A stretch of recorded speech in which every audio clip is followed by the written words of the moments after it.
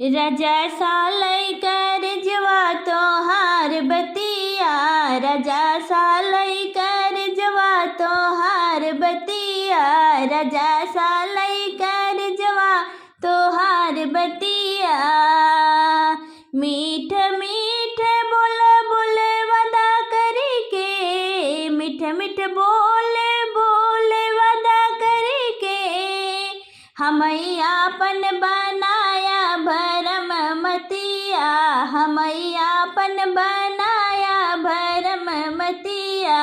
राजा सालय कर जवा तोहार बतिया, राजा सालय कर जवा तोहार बतिया।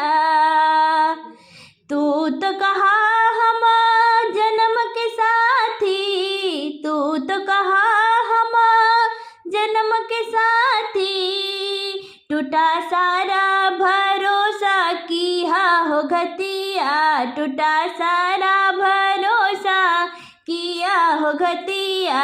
राजा सालय कर जवा तोहार बतिया, राजा सालय कर जवा तोहार बतिया।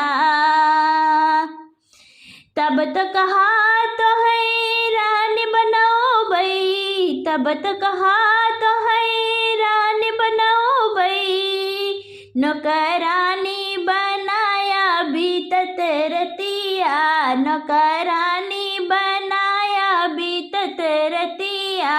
राजा सालय कर जवा तोहार बतिया, राजा सालय कर जवा तोहार बतिया।